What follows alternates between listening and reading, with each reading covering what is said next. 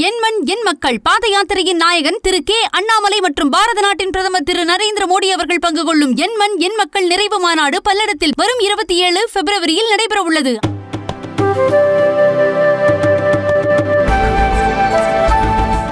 பத்திரிகை நண்பர்களுக்கு எங்களுடைய அன்பார்ந்த வணக்கத்தை தெரிவித்துக் கொள்கின்றோம். என்னோடு நம்முடைய கூட்டணியினுடைய அன்பு தலைவர் அண்ணன் தேவநாதன் யாதவ் அவர்களும் கூட இந்த பத்திரிகையாளர் சந்திப்பில் நின்று கொண்டிருக்கின்றார்கள். நம்முடைய மாவட்ட தலைவர் உட்பட எல்லா தலைவர்களும் என்னோடு இருக்கின்றார்கள். சகோதர சகோதரிகளை, தொடர்ந்து தமிழகத்தில் நாம் அதிகமாக பேசுவது திராவிட முன்னேற்ற கழகம் ஆட்சிக்கு வந்த பிறகு கஞ்சா புழக்கம் அதிகமாக இருக்கிறது. குறிப்பாக சிந்தட்டிக் ட்ரக்ஸ், டிசைனர் ட்ரக்ஸ் எல்லாம் பட்டி தொட்டி எல்லாம் வர ஆரம்பிச்சிருச்சு. எந்த சந்தில போய் பார்த்தாலும் கூட விற்க ஆரம்பிச்சிட்டாங்க. இன்னைக்கு ரொம்ப அதிர்ச்சியான ஒரு செய்தியை பார்த்தோம். புதுடெல்லியில் சுமார் 2000 கோடி ரூபாய்க்கு மேல மதிப்பு இருக்கக்கூடிய போதைப் பொருளை கடத்த முற்பட்ட ஒரு கும்பலை பிடித்த பொழுது அதனுடைய தலைவராக இருந்தவர்கள் எல்லாத்தையும் ஒன்னொன்னா ப்ரொஃபைலிங் பண்ண பொழுது அதில் மிக முக்கியமாக நம்முடைய தமிழகத்தை சார்ந்த திராவிட முன்னேற்ற கழக கட்சியினுடைய மேற்கு மாவட்ட அயலக அணி துணை அமைப்பாளர் ஜாஃபர் சாதிக் என்பவர் இன்னைக்கு முற்றைய குற்றவாளியா இருக்கிறாங்க. அவருடைய சகோதரர் விடுதலை சிறுத்தைகள் கட்சியினுடைய மத்திய மண்டல துணை செயலாளர் முகமது சலீம் என்கின்ற மைதீன் இருக்கிறாங்க. இருவரும் இந்த போதை கடத்தல்ல ஒரு மூளையாக செயல்பட்டு வந்திருப்பது டெல்லி போலீஸ்ல இருக்கக்கூடிய சிறப்பு போதைப் பொருள் தடுப்பு பிரிவு கண்டுபிடிச்சிருக்காங்க. அதுவும் குறிப்பாக இந்த முக்கிய குற்றவாளியாக இருக்கக்கூடிய இந்த ஜாஃபர் சாதிக் திமுகவினுடைய தலைவர் மு.க. ஸ்டாலினிலிருந்து ஆரம்பிச்சு அமைச்சர் உதயநிதி ஸ்டாலின்ல இருந்து அவருடைய முதல் குடும்பத்துக்குள்ள தயாரிப்பாளராக, அதன் பிறகு தமிழ்நாட்டினுடைய டிஜிபி கையில விருது கேடயம் போகாத இடமே கிடையாது.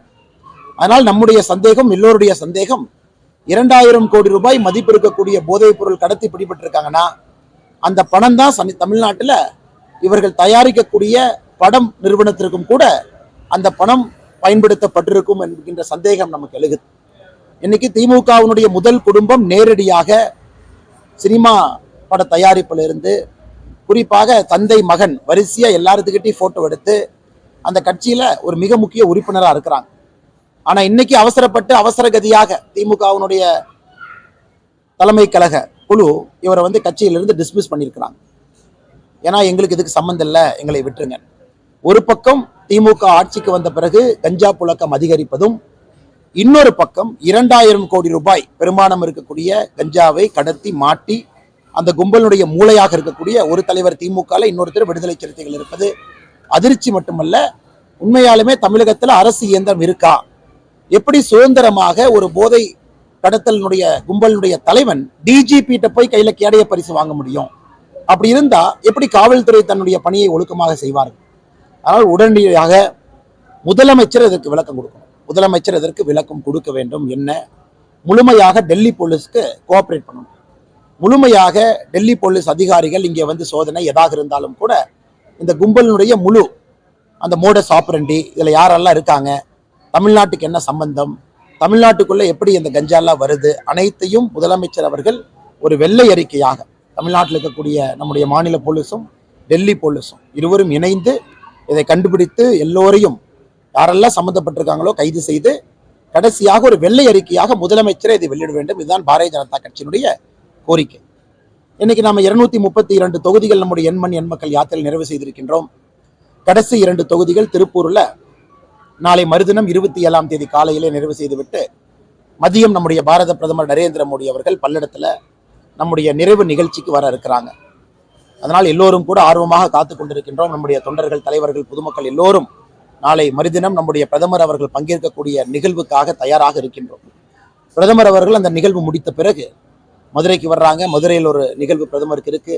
அதன் பிறகு அடுத்த நாள் காலையில தூத்துக்குடியில போர்ட் ட்ரஸ்ட் சம்பந்தமான ஒரு அரசு விழா இருக்கு. அதை முடித்த பிறகு மத்தியானம் 11 மணிக்கு திருநெல்வேலியில மறுபடியும் தென் தமிழகத்துல பாரதிய ஜனதா கட்சியினுடைய மக்களுக்கான பொதுக்கூட்டத்தில் பங்கேற்றுவிட்டு பிரதமர் அவர்கள் தமிழகத்திலிருந்து கிளம்பி செல்றாங்க. இதை மீடியா மூலமாக நம்முடைய சகோதர சகோதரிகளுக்கு எங்களுடைய அன்பான வேண்டுகோள், நம்முடைய எழுச்சி மிகுந்த மாற்றத்திற்கான அந்த யாத்திரை நீங்கள் அனைவரும் பல்லடத்திலே 27ஆம் தேதி மத்தியானம் பங்கேற்க வேண்டும் என்கின்ற அன்பு வேண்டுகோளை உங்களுக்கு வைக்கின்றோம். இதை தாண்டி பத்திரிகை நண்பர்களுக்கு கேள்வி இருந்தா கேள்வி கேளுங்க. இப்படி வருவாங்க.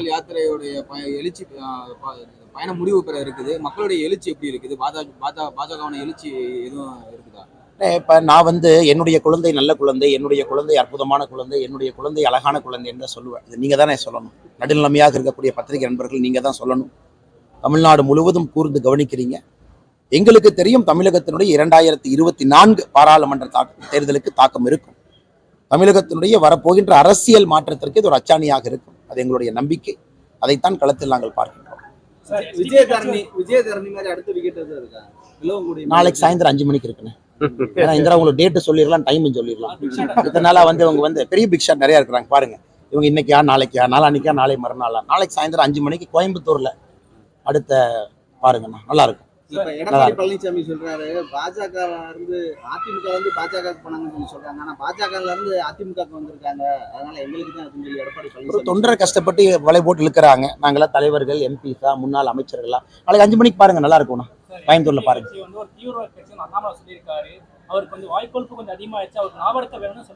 வாய்க்கொழுப்பு கொஞ்சம் அதிகம் தானே. செல்லூர் ராஜன் சொல்லிருங்க, அண்ணாமலை கொஞ்சம் வாய்க்கொழுப்பு அதிகம் தான். அதை குறைக்கிறதுக்கு ஏதாச்சும் முயற்சி எடுத்தா அவர் செல்லூர் ராஜன் பண்ண சொல்லுங்க. நாடாளுமன்ற தேர்தலில் எடப்பாடியா மோடியா என்கிற கோஷத்தோட நாங்க பரப்புரை செய்வோம். நான் சிரிச்சிட்டேன்னு சொல்லிருக்கேன். அடுத்ததுன்னா எத்தனை தொகுதியில நீங்க போட்டிடுவீங்க பாஜக? அதை பாருங்கண்ணா, நேரம் வரும்போது பாப்பாங்கண்ணா. நேரம் காலம் இருக்கு சொல்றேன். தொகுதி பங்கீடு வெளியிட்டா நாளைக்கு காலையில் எலெக்ஷன் நடக்க போதானே. நேற்று நைட் தொகுதி பங்கீடு வெளியிட்டாங்க. இன்னைக்கு காலையில் எலெக்ஷன் அனௌன்ஸ் பண்ணி சாயந்தரம் ஓட்டு போட்டு நாளைக்கு இவிஎம் மிஷினை பிரிச்சு நாளைக்கு போய் பார்லிமெண்ட்ல எம்பியில உட்கார போறாங்களா? நீங்க புரிஞ்சுக்கணும், ரேஸ்ல கடைசியா யாரு ஜெயிக்கிறாங்களோ அவங்க தானே வின்னர். யாரு வார்ம் அப் பண்ணிட்டு இருக்காங்களோ அவங்க ரேஸ் வின்னர் இல்ல. திமுக இன்னைக்கு வார்ம் அப் பண்ணிட்டு இருக்கு. நம்ம ரேஸ்ல ஓட ஆரம்பிக்கிறோம். கடைசியா வின்னர் யாருன்னு நீங்க எலெக்ஷன் கவுண்டிங் எப்ப பாருங்க.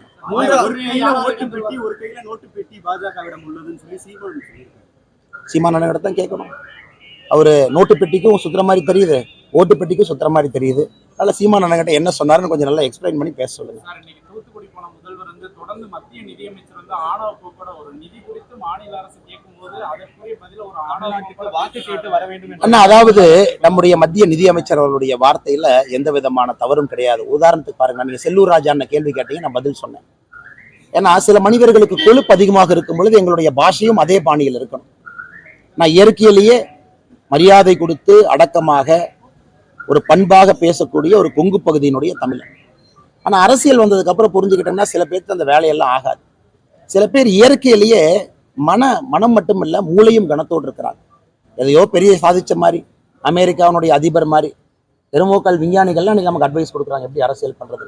அதனால சில பேருக்கு அவர்களுடைய பாஷையில செல்ல வேண்டிய கடமை. நானே மாத்திக்கிட்டேன். முதல்ல இந்த மாதிரிலாம் நான் பேசி பழக்கல. நிர்மலா சீதாராமன் அவர்களும் சில இடத்துல அது போன்று பேச வேண்டியது இருக்கு. நாங்க தமிழக மக்களை பார்த்து பேசல, என்னுடைய சொந்தங்களை பார்த்து பேசல. மோசமான அரசியல்வாதிகளை அவர்களுடைய பாஷையில திரும்பி கொடுத்தால் மட்டும்தான் இந்த அரசியல் சாக்கடை மாறும் என்கின்றதுக்கு நானும் வந்துட்டேன். அதனால எந்த வார்த்தையில பேசுறாங்களோ என்னுடைய பதிலும் அதே வார்த்தையில தான் இருக்கும். மேபி நிர்மலா சீதாராமன் மேடம் கூட அப்படி இருக்கலாம். அவங்க நீங்க கேட்கலாம். அதை பத்தி தமிழக பாஜக 3வது அணியை ஓபிஎஸ் சேர்த்துக்குவீங்க. நீங்க பாருங்கண்ணே, நீங்க நாளைக்கு நான் அன்னைக்கு பிரதமர் நிகழ்வை பார்க்க போறீங்க. அதுவும் குறிப்பாக இந்த பகுதியினுடைய பத்திரிகை நண்பர்கள் ரொம்ப அறிவு கூர்ந்தவர்கள். நீங்க பார்த்தோன்னே கண்டுபிடிச்சிருவீங்க எந்த பக்கம் திசை போகுதுன்னு.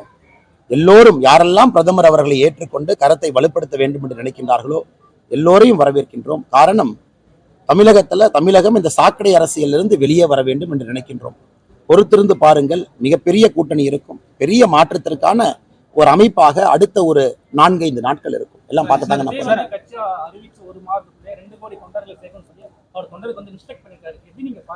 எப்படி நான் சொல்ல முடியும்? அவரு ஒரு டிரைவர் வண்டி ஓட்டுறாரு, நான் உட்காந்து சொல்ல முடியுமா கீரை போடு, கிளச்சை ரிலீஸ் பண்ணு, வண்டியை ஃபர்ஸ்ட் கியர் நவுத்துன்னு? அவர் வண்டி அவர் ஓட்டுறாரு, என் வண்டி நான் ஓட்டுறேன்.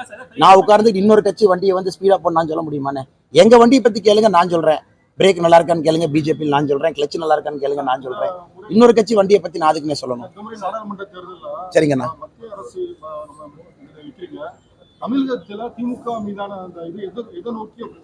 என்ன நீங்க பாப்பீங்க, அதாவது ஒரு பக்கம் பாரத பிரதமர் நரேந்திர மோடி அவர்கள் 3வது முறையாக ஆட்சி மன்றத்தில் இருக்க வேண்டும் என்பது மக்களுடைய எதிர்பார்ப்பு.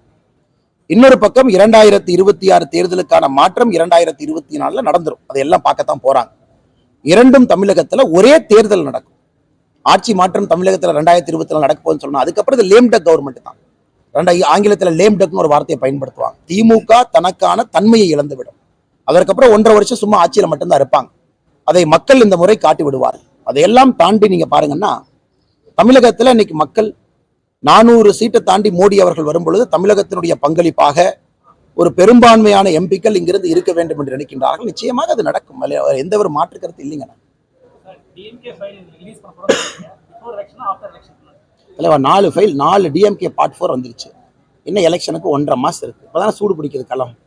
பாருங்க, வேட்டி ஊழல் ரிலீஸ் பண்ணிட்டு இருக்கோம், ஒன்னொன்னா ரிலீஸ் பண்றோம். அப்புறம் குடோன்ல போய் வேட்டி கலத்தின வீடியோ அதை ரிலீஸ் பண்ணணும்.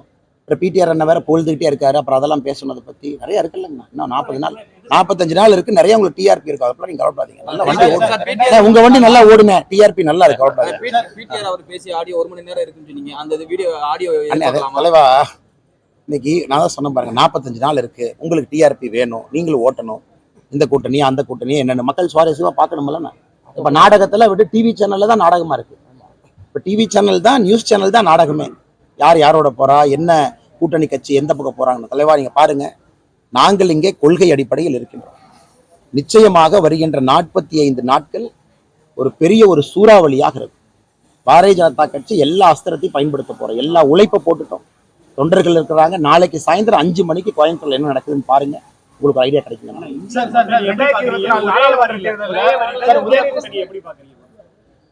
அண்ணா ஒரே வரியில தான் சொல்லணுமானே, உடைந்து போன ஒரு பொம்மையாக பார்க்கிறேன். நன்றி அண்ணா. பார்த்துங்க அண்ணா.